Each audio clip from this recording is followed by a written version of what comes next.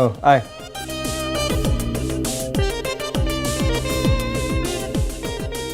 সৈকত, ওই যে এজাজ সাহেবের ডিলটার কি অবস্থা? ফাইল পাঠিয়ে দিয়েছিস? হ্যাঁ, ওটা তুমি গতকালই পাঠিয়ে দিয়েছি।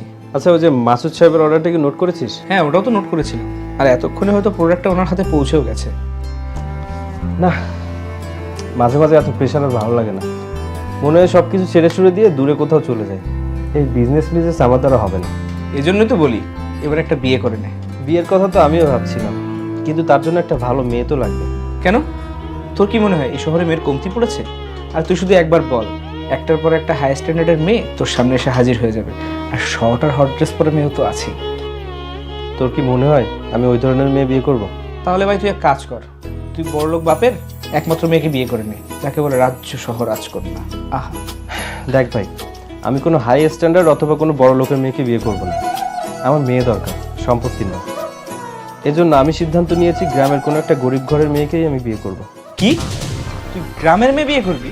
হ্যাঁ, কারণ আমি একটা লয়াল মেয়ে চাই, যে সুখে দুঃখে সারা জীবন আমার পাশে থাকবে। আর এমন সংস্কৃতি গ্রামের মেয়েদের মধ্যেই থাকে।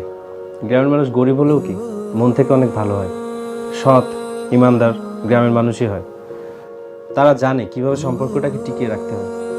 তাই আমি বিয়ে করলে কোনো একটা গ্রামের মেয়েকেই করব। আচ্ছা দেখি, আমার পরিচিত এক ঘটক আছে, ওর সাথে কথা বলে দেখি কোনো গ্রামের মেয়ে পাওয়া যায় কিনা। ঠিক আছে, যা, আমি কাজ করি, কি আর করা।